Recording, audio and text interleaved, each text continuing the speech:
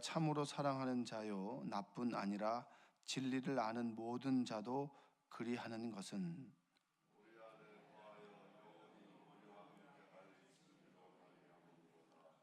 은혜와 긍휼과 평강이 하나님 아버지와 아버지의 아들 예수 그리스도께로부터 진리와 사랑 가운데서 우리와 함께 있으리라. 아멘. 오늘도 하나님의 은혜와 사랑이 여러분의 삶 가운데 함께하기를 주님의 이름으로 축복합니다. 요한 2서는 요한 1서를 좀 보충하는 내용입니다. 장로인 나는 택하심을 받은 부녀와 그의 자녀들에게 편지한다라고 하는 것을 개인적인 그런 부분으로 볼 수 있지만 개인적인 가정에게 준 편지가 아니라 그냥 공동체에게 준 편지라고 그렇게 쉽게 생각하면 좋을 것 같습니다. 진리를 왜곡시키는 거짓 교사들, 그러니까 예수님 시대부터 예수님이 오기 전부터 예수님은 이런 분이다, 또 이런 분이 메시아로 올 것이다 라고 하는 것을 늘 왜곡시키는 사람들은 늘 있었습니다. 우리가 생각할 때 흔히 이단이라고 얘기를 하는데 가만히 생각해 보면 이단이 아니라도 우리 공동체에도 우리 대부분 우리가 신앙생활하는 공동체 예수님을 믿는다라고 하면서도 신앙의 모습이 조금 편중된 사람들도 많이 있습니다. 그러니까 신비주의적인 모습, 어떤 신비주의적인 그런 신앙에 치우치다 보면 말씀의 중심에서 멀어지게 되고, 그리고 말씀을 중심으로 너무 가다 보면 또 체험적인 신앙이 약해질 수가 있습니다. 그래서 우리는 균형적인 신앙을 가질 필요가 있어요. 말씀이 체험되고 그리고 체험이 말씀으로 증명되고 확인되는 그런 신앙이 참 좋은 신앙 같습니다. 영지주의가 이때는 영지주의는 계속 반복해서 말씀을 드렸는데 지식으로 구원을 얻는 겁니다. 그러니까 지식이라고 하는 것은 늘 우리의 그들의 그 사상 속에서는 악한 신과 선한 신의 싸움, 악한 신은 육을 만들고 세상을 만들고, 그리고 선한 신은 영을 만들었다. 그래서 늘 영은 악한 육에 담길 수가 없다라고 하는 늘 이 싸움이 있었습니다. 똑같이 우리의 신앙도 어떻게 보면 지식적인 것이 더 좋을 수 있고, 어떤 것은 보면 체험되어지지 않은 것은 정말 그것은 가치가 없다라고 또 여기는 것일 수 있는데, 중요한 부분은 우리의 신앙은 늘 말씀과 체험이 균형을 가지고 있어야 됩니다. 여러분들이 균형을 갖는 신앙이 되시기를 원합니다. 체험이 없는 사람들은 굉장히 신앙생활이 드라이하죠. 굉장히 그 체험이 없기 때문에 힘이 없습니다. 그러나 체험이 있는 사람들은 체험을 강조하다 보면 그것이 말씀으로부터 벗어나 있는 경우가 참 많이 있어요. 그렇기 때문에 말씀을 아는 것만큼 체험되어지고, 그리고 체험되어지는 것만큼 말씀의 깊이가 있는 것이 참 중요한 것입니다. 그러니까 이 두 균형이 벗어나게 되면 우리가 균형을 잊어버리게 되고, 그러면 신앙에서 말하는 그런 사랑과 믿음과 그런 가치로부터 우리가 벗어나게 된다. 그래서 늘 진리를 왜곡시키는 그런 가르침으로부터 우리를 경계해야 되고, 그 가르침으로부터 우리 자신을 지켜나가야 된다. 여러분들이 균형감을 갖는 신앙 되시기를 바랍니다. 그리고 요한 1서와 2서는 비슷한 맥락인데요, 왜곡된 진리로부터 공동체를 지켜나가는 겁니다. 공동체. 그러니까 내 신앙만 지키는 것이 아니라 내 신앙이 지켜나가는 만큼 공동체의 신앙을 지켜나가는 것이 참 중요합니다. 그래서 내가 정말 뜨겁다면 우리 공동체가 함께 뜨거워져야 되고, 그리고 우리 공동체가 뜨거우면 또 내가 뜨거워지는, 그러니까 우리의 신앙의 단위가 개인의 단위가 아니라 공동체로, 개인 나 중심의 신앙이 아니라 서로 함께하는 신앙으로 바뀌어야 된다라고 하는 것이 요한 1서와 그리고 이제 2서가 중심적으로 이야기하는 겁니다. 그리고 끊임없이 이때부터 사도 요한이 경계했던 것은 예수 그리스도의 육신, 그러니까 성육신, 그러니까 육신에 담겨진, 그러니까 육신을 부정하는 신앙을 좀 경계해라, 이렇게 이야기를 하고 있죠. 그것이 큰 맥락 속에서 우리가 이야기를 할 수가 있습니다. 자, 7절에 보면 이런 말씀이 있어요. 미혹하는 자가 세상에 많이 나왔다. 그러니까 세상의 마지막 때가 되면 미혹하는 자가 나온다. 여러분, 예수 그리스도를 믿고 우리가 그분의 말씀을 깨닫고 그리고 예수님을 체험하게 되면 갈 길을 알게 되나요? 아니면 갈 길에서 방황하게 되나요? 미혹한다라고 하는 것은 방황하게 된다는 뜻이고, 그리고 길을 잃게 만든다는 겁니다. 우리가 신앙생활을 잘 하다가 보면 시험에 들 때가 있죠. 시험에 들 때가 있어요. 한마디 말에 시험에 들 수가 있고, 그리고 내가 한 말에 다른 사람이 상처 입는 걸 보면서 내 자신이 좀 부끄러워질 때도 있고, 그리고 꼭 보면 신앙으로 뭔가 뜨거워질 때 되면 꼭 무슨 일이 생겨서 우리가 그 뜨거운 신앙으로부터 또 멀어질 때가 있습니다. 어떤 것이든지 간에, 어떤 상황이든지 간에 우리를 미혹하게 만들고 길을 잃게 만들고 그리고 넘어지게 만드는 것들은 늘 있습니다. 그 상황 속에서 신앙을 지켜나가는 것, 마지막 시대에 끊임없이 기름을 준비하고 우리의 신앙을 굳건하게 세우고 예수 그리스도의 십자가와 부활과 그리고 성령의 충만함을 날마다 경험하며 그 길을 지켜나가야 되는데, 그 길에서 탈선하게 되는 경우들이 있다. 그것을 늘 조심하고 신앙을 지켜나가라. 이것이 어떻게 보면 큰 맥락 가운데 요한 2서의 말씀입니다. 자, 1절 말씀을 한번 읽어보겠습니다. 1절 한번 읽어보죠. 장로인 나는 택하심을 받은 부녀와 그의 자녀들에게 편지하노니 내가 참으로 사랑하는 자요 나뿐 아니라 진리를 아는 모든 자도 그리하는 것은, 장로라고 하는 것은 지금 우리가 이제 교회에서 장로의 의미와 조금 다른 의미인데, 그래도 공동체에서 믿음을 지켜나가는 사람, 영향을 줄 수 있는 사람, 그런 사람들이 장로라고 얘기를 하죠. 목회자라는 그런 관점에서 보시면 딱 돼요. 장로인 나는, 이렇게 보시면 됩니다. 여기서 중요한 것은 택하심을 받았다라고 얘기합니다. 택하심을 받은 부녀와 자녀들에게 편지한다. 여러분과 저는 하나님으로부터 택함을 받은 사람들입니다. 할렐루야. 그냥 우연히 어떤 상황과 처지가 되어서 하나님을 믿은 사람이 아니라, 바울은 내가 다메섹에서 예수님을 만났는데 부활하신 예수님께서 사울을 그때 부르셨습니다. 근데 부르고 난 다음에 하나님을 믿고 그리고 하나님을 체험하고 그리고 예수님을 경험하다 보니까 내가 다메섹에서 택함 받은 사람이 아니라 이 세상이 열리기 전부터 계획되고 택함 받은 사람이다라고 하는 고백을 합니다. 여러분은 대단한 고백 아니겠습니까? 감히 누가 그런 생각을 할 수가 있을까요? 내가 태어나기 전부터, 어떤 애들에게 물어보면 내가 태어난 것이 우리 부모님에게서 실수일 수도 있다, 그런 얘기를 툭 던지더라고요. 그게 진심은 아니겠지만 사람이 자신의 출생을 한번 돌아볼 때 내 출생이 다른 사람에게 축복이지 않을 수도 있다라는 생각을 하는 사람들도 있어요. 또 실제적으로 그런 사람들도 있고요. 내가 너만 생기지 않았으면 결혼하지 않았을 텐데 라고 얘기하는 사람도 있지 않겠습니까? 그런데 우리의 택함과 우리의 부르심은 우연히 된 것이 아니라 창세 전부터 하나님께서 계획하시고 그리고 나를 부르셔서 내가 이곳에 있다. 여러분들이 수많은 교회 가운데 이 새벽에 이 제단에 그리고 이 지역에 이 생명나무교회에 계신 것은 하나님의 택하심이 아니겠습니까? 할렐루야. 여러분이 섬기는 교회가 다 다양하죠. 주중에는 내가 섬기는 교회와 위치가 멀어서 내가 이 교회에서 섬길 수밖에 없는 상황이면 하나님께서 나에게 새벽 제단을 쌓으라고 주신 교회라는 그런 택하심과 그리고 하나님의 섭리를 믿고 이곳을 내 교회처럼 그리고 하나님과의 뜨거운 만남 속에서 여러분의 신앙을 키워가면 되는 것이죠. 여러분이 여기 있는 것은 우연이 아니라 하나님의 택하심과 부르심인 줄로 믿습니다. 여러분들이 부르심과 택하심이라고 하는 게 신앙 가운데, 또 하나님께서 나를 얼마나 사랑하시는가, 얼마나 사랑하셔서 이렇게 이 새벽에 나를 기도의 자리로 부르셨는가 라고 하는 것을 고백하시고 흔들리지 않는 여러분들 되시기를 주님의 이름으로 축원드립니다. 우리는 사랑으로 사랑 안에서 택함을 받았다.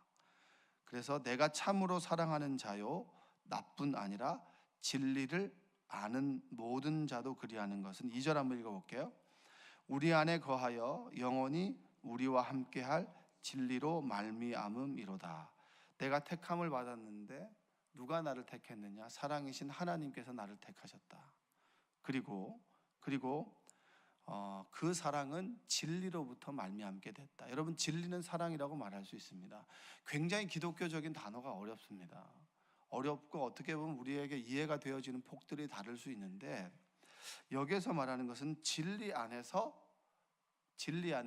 하나님께서 진리인 말씀으로 세상을 창조하시고 진리인 말씀으로 우리를 부르셨고, 그리고 그 진리의 말씀은 예수님의 사랑을 통해서 하나님의 사랑이 드러났다. 할렐루야. 여러분, 사랑으로서 여러분들을 부르신 하나님을 기억하는 여러분들 되시기 원합니다. 하나님께서 나를 사랑한다라고 하는 것이 여러분 안에서 깨달아졌으면 좋겠습니다. 예수님께서 나를 위해서 죽으셨다라고 하는 것, 여러분, 기독교가 다른 종교와 정말 다른 것 중에 하나는 관계성입니다. 관계, 대상이 있는 거예요. 여러분, 믿음이 있다, 믿음이 없다라고 했을 때 믿음은 대상이 있습니까? 없습니까? 우리는 대상이 있는 종교를 갖고 있기 때문에 그 대상과 우리가 관계가 중요한 거예요. 믿음은 하나님과 우리의 관계 속에서 그분에 대한 신뢰라고 말할 수 있죠. 신뢰, 순종과 신뢰. 그분의 말씀을 내가 순종하고 그분의 성품을 신뢰한다. 그래서 그 대상과 서로 관계 속에서 믿음이 형성되고, 사랑한다라고 했을 때 그 사랑도 뭘 얘기하는 겁니까? 사랑도 대상을 얘기하는 거예요. 하나님, 예수 그리스도, 그 대상에 대해서 사랑을 주고받는 것. 그래서 우리가 믿는 하나님은 관계, 그리고 기독교는 관계의 종교입니다. 그래서 얘기하는 것은 우리 안에 거하여 영원히 우리와 함께할 진리로 말미암습니다. 그 진리는 사랑으로 우리 안에 있고, 하나님께서 나를 사랑하시고 그 사랑이 내가 하나님께 표현되어지고 주고받는 것. 저는 새벽기도 올 때마다 늘 회개하는 것 중에 하나는 내가 자녀에게 하나님 사랑을 좀 나타내주고 있는가, 이렇게 좀 많이 회개하기도 하고 하나님께서 막 떠올려 주기도 합니다. 그 저녁에 내가 자기 전에 아이에게도 좀 혼을 낼 때도 사랑을 가지고 혼을 내는 것인가, 아니면 그냥 옳고 그름만을 가르쳐 주는 것인가. 그러니까 옳고 그름만을 제가 가르쳐 주다 보니까 아이가 혼나는 상황이 되면 굉장히 두려워합니다. 아빠가 또 혼낼 것이다, 크게 혼날 줄 알았다, 이렇게 두려워하는데, 그게 올바른 관계인지, 물론 이제 하나님께서 또 시간이 지나면 부모 자식에 대한 사랑을 깨닫게 해주겠다라는 믿음을 가지고 있지만, 그럼에도 불구하고 하나님께서 나를 사랑해 주셨던 그 사랑을 내가 정말 전달은 제대로 하고 있는가. 이 자식이 내 자식은 아닌데 하나님께서 우리 가정에 맡겨주시고 하나님께서 소중한 생명을 키워달라고 부탁한 자녀인데, 언제부턴가 그 자녀가 내 소유라고, 내 것이라고 생각하고 그 자녀를 내가 내 마음대로 좌지우지하는 건 아닌가. 내 가치관과 내 기준으로 자꾸 잣대를 가지고 자꾸 사랑을 베푸는 것이 아니라 옳고 그름을 자꾸 주입시키는 것은 아닌가라고 하는 회개가 들 때가 참 많아요. 하나님 사랑은 그렇지 않죠. 우리는 하나님 사랑을 알고 있습니다. 사도 요한은 하나님 사랑을 딱 3가지로 얘기합니다. 3절 한번 읽어볼까요? 은혜와 긍휼과 평강이 하나님 아버지와 아버지의 아들 예수 그리스도께로부터 진리와 사랑 가운데서 우리와 함께 있으리라. 공동체에게 이야기합니다. 뭐라고 얘기하냐면, 하나님 아버지와 아버지의 아들 예수 그리스도로부터 진리와 사랑 가운데, 진리와 사랑이 무엇으로 표현되었느냐 하면 은혜와 긍휼과 평강, 그것이 우리와 함께 있을 것이다. 공동체에 있을 것이고 여러분의 가정 가운데 있을 것이고 하나님과 우리와 사이에 이 3가지가 있을 것이다. 이 3가지가 뭐냐면, 이 은혜라고 하는 것은 받을 자격이 없는 자에게 아무 공로 없이 무조건적으로 주어지는 호의입니다. 이 굉장히 크게 3개가 이제 붙어 있는 건데요. 처음에는 뭐죠? 받을 자격이 없는 자. 한번 따라서 해볼까요? 받을 자격이 없는 자. 여러분 스스로 받을 자격이 없다라고 하는 것이 스스로 납득이 되나요? 여러분 기독교 신앙은 나 자신을 모르면 절대 하나님의 은혜를 깨달을 수가 없습니다. 받을 자격이 없는 자라고 하는 내가, 나의 정체성이, 그리고 아무 공로 없이 무조건적인 사랑을 주는 하나님, 그 관계가 뭡니까? 호의가 관계가 되는 거죠. 우리가 은혜를 받았다라고 했을 때 왜 눈물이 납니까? 왜 하나님 사랑을 깨닫게 됐을 때 눈물이 나고 감격합니까? 받을 자격이 없는데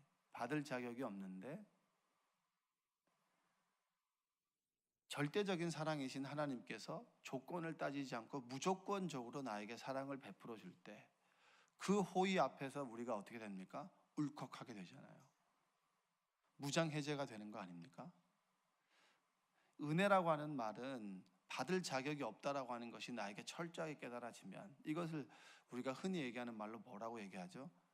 철저한 죄인이다, 뼛속 깊이 죄인이다라고 하는 것이 깨달아질 때 하나님의 무조건적인 사랑, 그 사랑이 나에게 부어지면 그 호의 앞에서 우리가 무장해제가 되는 것이 뭡니까? 은혜라고 하는 말입니다. 한번 따라서 해보겠습니다.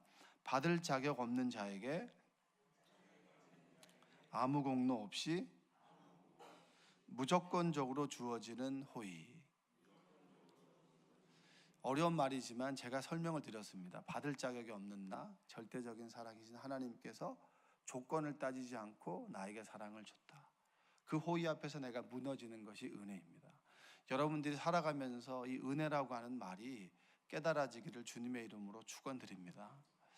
그 은혜가 어제보다는 오늘이, 그리고 그제보다는 내일이 좀 더 이렇게 커지게 될 때 하나님을 벗어날 수 없는 그러한 하나님의 자녀가 되지 않겠습니까? 여러분도 저도 죽을 때까지 하나님의 은혜의 크기가 날마다 커졌으면 좋겠습니다. 두 번째는 긍휼입니다. 긍휼. 이 긍휼이라고 하는 것은 다른 말로 얘기하면 자비, 연민, 불쌍히 여기는 거죠. 좀 다시 얘기하면 하나님의 거룩한 용서입니다. 더 쉽게 얘기하면 하나님께서 죄인인 나를 용서해 주시는 거예요. 자격 없는 나의 죄를 용서해 주시는 것이 뭐냐면 긍휼입니다. 긍휼. 이 긍휼의 마음을 가지고 있는 사람이 있어요. 긍휼의 마음을 가지고 있는 분은 그냥 이 사람이 나에게 해코지를 해도 그냥 불쌍하게 여겨지는 거예요. 그러니까 주일 예배 때, 지난주 말고 고지난주에 목사님 예화로 든 분이 있죠. 이제 항상 어렵게 자라고 호적이 말소된 분이 늘 살아갈 수 있는 방법이 소매치기였다고. 그래서 목사님이 함께 이렇게 살아갔다고.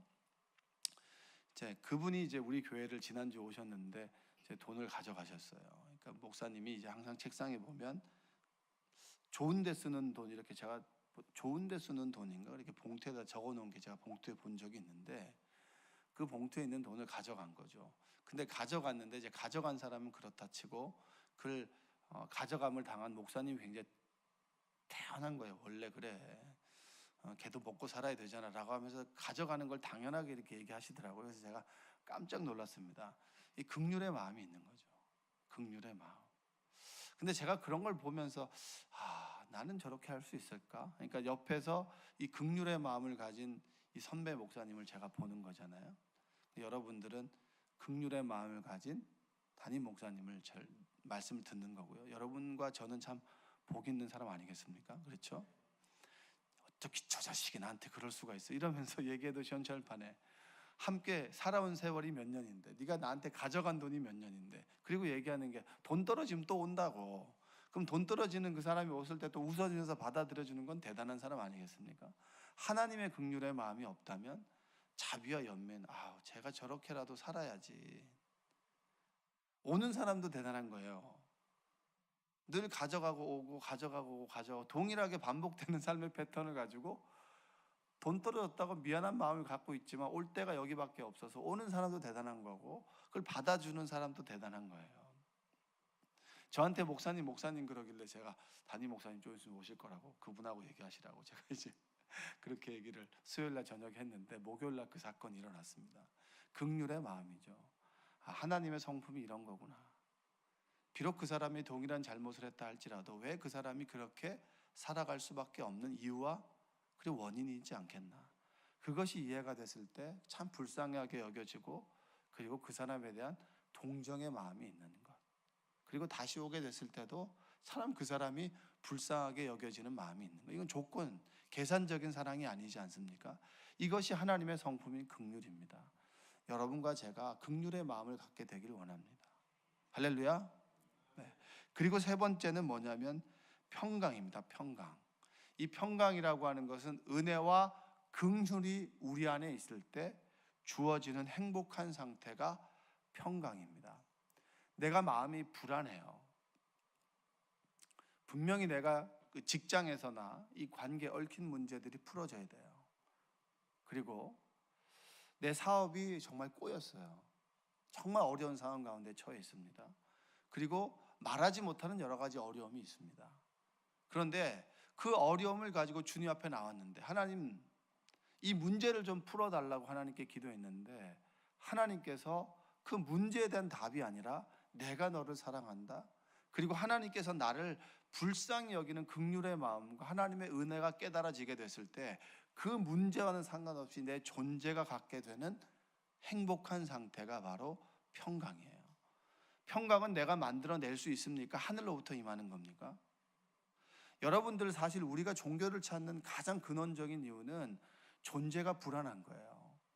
하나님 사랑으로부터, 사랑이신 하나님으로부터 죄 가운데 떨어졌기 때문에 우리가 느끼는 그 근원적인 감정 중에 하나가 불안입니다. 그 불안이 두려움으로 나타나죠. 그 두려움의 감정과 불안의 감정을 어떻게 하면 해소할 수 있을까라고 하는 것 때문에 우리가 종교를 갖게 되는데, 그 불안과 두려움으로부터 우리가 평안해지고 그리고 그 감정으로부터 사랑의 감정으로 옮겨가는 것이 뭐냐면 평강입니다. 그래서 평화로다, 하늘 위에서 내려오네라고 얘기하죠. 우리 안에 하나님께서 함께 하심으로 하늘의 평강이 우리 안에 임하게 될 때 우리 안에 불안과 두려움이 사라진다. 문제는 해결되지 않았지만 내 마음에 고요함이 찾아오고 내 마음에 평안함이 찾아온다. 여러분들이 정말 삶의 문제를 가지고 기도했습니다. 삶의 문제가 풀어지지 않아요. 막 격동치는 나의 마음이 기도 가운데 왠지 모르게 평안한 감정을 느꼈어요. 그럼 하나님께 주시는 응답이에요? 응답이 아니에요? 응답이에요? 응답이에요? 왜냐하면 우리는 평안한 감정을 가질 수가 없습니다. 내 마음을 컨트롤할 수 있는 사람들이 없어요. 컨트롤하지 못하기 때문에 요즘에 뭐 우울증이다, 공황장애다, 이런 병들이 우리에게 찾아오는 거 아니겠습니까? 하나님으로부터 멀어진 인간이 가질 수 있는 감정은 여러분 두려움과 불안입니다. 두려움과 불안의 감정을 가지고 모든 것을 잃어버릴 것 같은 절박한 감정을 가지고 주님의 전에 찾아와서 기도하는데, 문제는 해결되지 않았지만 기도하는 것 자체, 그것만으로 내 안에 찬송이 울려 퍼지고 내 안에 평안한 감정이 찾아오고 평강의 마음이 찾아온다면 하나님께서 나와 함께 계신 것입니다. 신비주의적인 것을 떠나서 하나님께서 나와 함께 계심으로 하나님께서 내 마음을 컨트롤해 준다. 이것이 평강입니다. 은혜와 긍휼의 마음을 가진 하나님께서 나와 함께 계실 때 우리가 가질 수 있는 가장 행복한 상태가 평강이죠. 그래서 사도 요한은 우리 공동체 가운데 뭐가 있기를 원합니까? 하나님의 은혜를 깨달으십시오. 하나님의 긍휼한 마음을 깨달으십시오. 하나님의 은혜와 긍휼의 마음을 깨닫게 될 때 우리 안에 평강이 찾아오게 됩니다. 할렐루야. 여러분, 문제가 아니라, 내 풀어질 문제가 아니라 그 문제는 하나님을 향해 가는 통로라고 하는 사실입니다. 내 삶에 문제가 있습니까? 육신의 문제가 있습니까? 그 문제를 통해서 하나님의 은혜와 긍휼의 마음을 깨닫게 될 때 내가 좀 몸이 아파도, 내가 좀 삶의 문제가 풀어지지 않아도, 내가 좀 사람들에게 말하지 못하는 고충이 있어도 은혜와 긍휼의 하나님께서 나를 평강으로 지켜주신다. 그것이 바로 사도 요한이 그 공동체에게 주시는 말씀이고, 오늘 21세기를 살아가고 최첨단 문명을 살아가고 가장 편리한 문명 속에서도 불안해하고 두려워하는 우리에게 주시는 하늘의 메시지인 줄로 믿습니다. 오늘 여러분 은혜와 긍휼을 깨닫고 하나님의 평강을 경험하시기를 주님의 이름으로 축원드립니다. 기도하겠습니다. 사랑과 은혜가 풍성하신 하나님 아버지, 감사합니다.